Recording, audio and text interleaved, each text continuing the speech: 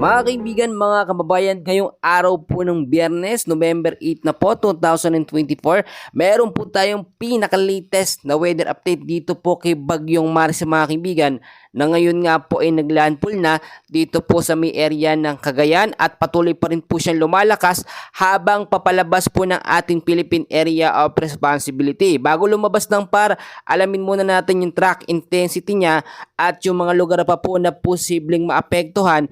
Ito nga pong si Bagyong Marcy. Pero bago ho natin yan ipagpatuloy, importanteng i-like nyo po at i-subscribe ang ating YouTube channel at pahit na rin ang notification bell. Importante yan para ma-notify ko po kayo sa ating mga weather update. So mga kaibigan ko, sa kasalukuyan nga po itong si Bagyong Marcy ngayon, no, ay mas lumakas sa 175 kilometers per hour mga kaibigan, malapit pa rin sa sentro na may bugso pong pumapalo sa 240 kilometers per hour, no. Ang kilos naman po niya west-northwestward po sa bilis na 10 kilometers per hour.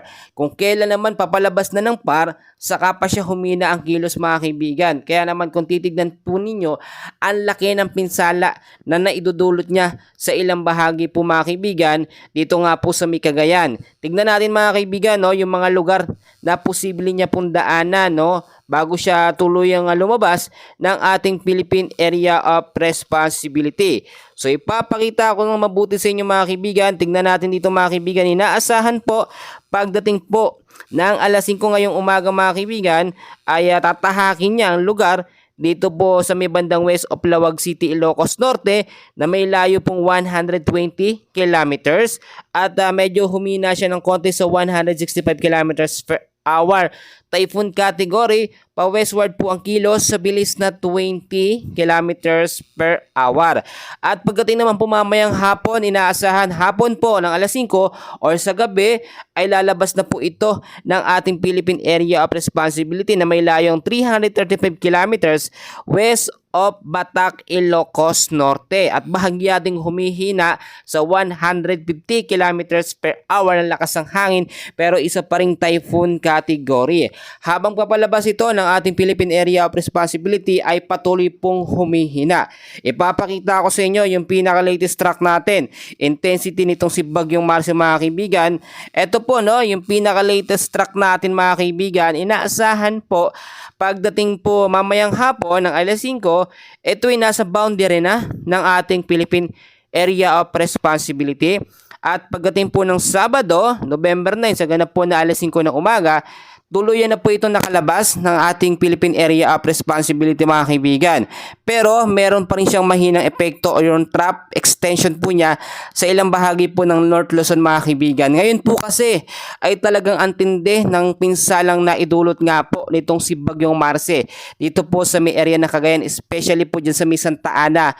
Natamaan po sila mga kaibigan ng signal number 4. Ipapakita ko sa inyo yung mga ilang clips na video na nagpapakita, no, na talagang sobrang lakas niya mga kaibigan. Kapag ganito po kasing may bagyo, lagi kong pinapaalala paulit-ulit po, huwag tayong labas-lalabas ng mga kabahayan natin, no?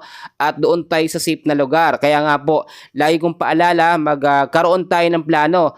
Mag-evacuate tayo kung kinakailangan pag hindi safe yung lugar natin. Ito, tignan nyo mabuti, sobrang lakas ng hangin at ito ay parang super typhoon na lakas ng hangin. Pero syempre, signal number 4 yan, kaya ganyang kalakas yan, yung pinakamata or sentro po nito nga pong si Bagyong Marcy ay direkta pong tumama dyan mga kaibigan.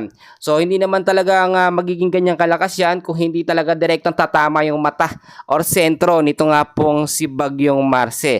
So ngayong araw din po mga kaibigan ko mga kababayan ay meron po tayong mga lugar na apektado ng storm wind signal number 4. So ito, makinig tayong mabuti. Ang ilang bahagi po ng northern portion ng Cagayan, maraming mga lugar po dyan na apektado mga kaibigan.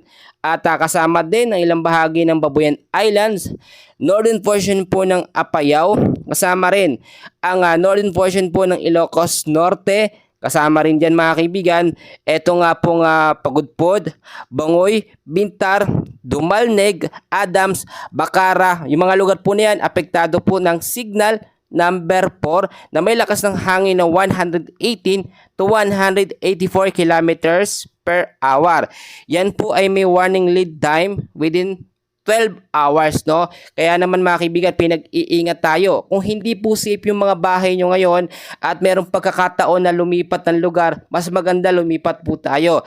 Binibigyan naman po ng pagkakataon na may mga tumutulong naman tayo, mga rescuer dyan, para iligtas o ilipat tayo sa mga lugar na safe, no? Lalo na yung mababang lugar at yung mga nakatira malapit po sa paanan ng mga bundok. Mag-ingat tayo mabuti mga kababayan. Ito pong bagyo na ito ay life-threatening o nakakamatay po talaga yung lakas niya mga kaibigan, which is talagang kailangan natin ngayon panalangin para sa ating mga kababayan dyan sa Cagayan, no? At signal number 3 dito po sa Batanes, dares po ng Cagayan. Kasama na rin po ilang bahagi ng Apayao, dares po ng Ilocos Norte, northern portion po ng Abra, at ilang bahagi po ng Ilocos Sur mga kaibigan ko ay apektado po ng storm wind signal number 3 na may lakas ng hangin na 89 to 117 kilometers per hour na meron pong warning lead time na 18 hours. Ibig sabihin, within 18 hours, dyan po posibleng maranasan ngayong araw. Ito nga pong signal number 3. Nakataas din tayo ngayon, no? Sa signal number 2 mga kaibigan, dito sa northern at central portion po ng Isabela. Yung mga lugar po na yan, pinag-iingat. Paulit-ulit kong sinasabi. Kung hindi naman importante, wag na lumabas ng mga kabahayan. Noon pa man, nagpaalala pa ako, pag-alala na ako sa mga update natin, mag-imbak tayo ng pagkain, laging maging inform sa lagay ng ating panahon mga kaibigan. Kasama rin sa signal number 2 ang ilang bahagi ng Abra, Kalinga, Mountain Province, northern portion po ng Ifugao.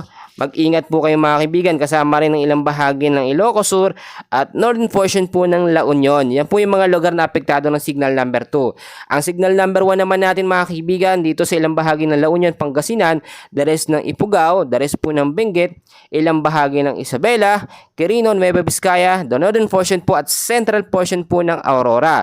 Patuloy makakaranas ng signal number 1, kasama pa rin itong northern portion po ng Zambales. So meron niyang warning lead time na 36 hours, may lakas ng hangin na 39 to 61 kilometers per hour. Mag-ingat tayo, posible maitaas hanggang signal number 2 kung mas lalapit or mas babagal itong si Bagyong Marce sa mga lugar po na aking nabanggit. Paalala lamang yung mga lugar na aking nabanggit mga kaibigan, mag-antabay tayo sa mga next update natin.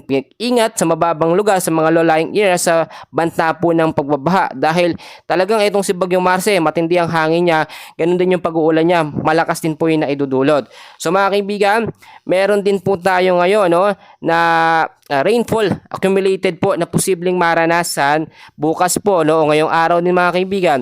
Tingnan natin mabuti. Ipapakita ko sa inyo, no, meron pong intense to torrential na pag-uulan ang ilang bahagi po ng Ilocos Norte, Apayao at Cagayan na meron pong 200 millimeters na pag-uulan. So medyo madami yan mga kaibigan.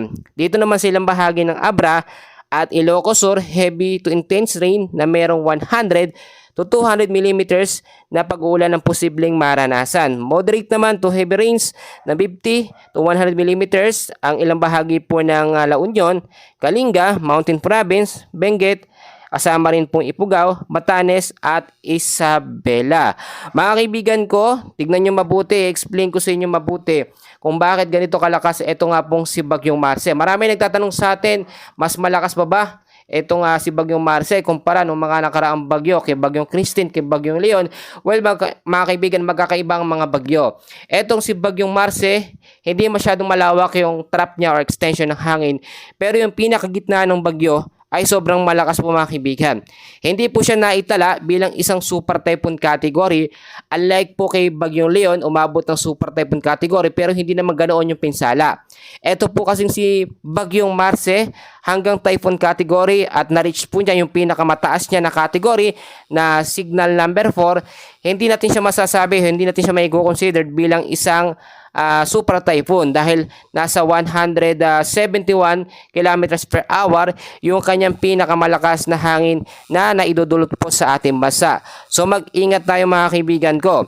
Ngayon ding araw mga kaibigan ng Biyernes, no, ay meron pa rin tayong hypnosis, forecast weather condition. Ito, makinig na mga buti para yung mga lugar na nagsasabi, no, bakit daw sa kanila sobrang init. Ito pong kasagutan mga kaibigan. Sa ilang bahagi po ng Zambales at Aurora, apektado yan. Ito nga po si Typhoon Marce, pinag-iingat sa posibleng pagbabaha. Ang ilang bahagi naman ng Central Luzon ay makaka-apekto din o apektado tayo ng trap or extension ng hangin nito nga pong si Bagyong Marce. So mag-ingat sa posibleng banta ng mahina hanggang sa malalakas na pag-ulan. So asahan na maulap na kalangitan dyan sa ilang bahagi po ng Central Luzon. Mas malapit yan, no? Luzon area yan mga kaibigan. Extreme Northern Luzon, North Luzon, yung Bagyong Marce. Kaya apektado pa rin yung Central Luzon dyan. Sa ilang bahagi naman ng Metro Manila, the rest ng ating bansa, especially Visayas at Mindanao, patuloy din tayo makakaranas ng medyo maulap na kalangitan dahil naman po yan sa mga localized thunderstorm. Madalas tuwing hapon po mga kaibigan, tumatagal hanggang 2 oras. So ito mga kaibigan, kung nakaabot ka sa video natin nito, meron din tayong minomonitor ngayon na panibagong sama ng panahon. So ang mangyayari dito, may lalabas na bagyo, inaasahan po yan mamayang gabi or bukas, pero meron namang parating mga kaibigan na panibagong bagyo, which is ayaw naman natin mangyari mga kaibigan. Kahit ako po, ayoko mang sabihin na may bagyong parating, pero mas maganda nang alam natin yung katotohanan para nakakapaghanda po tayo ng mas maaga.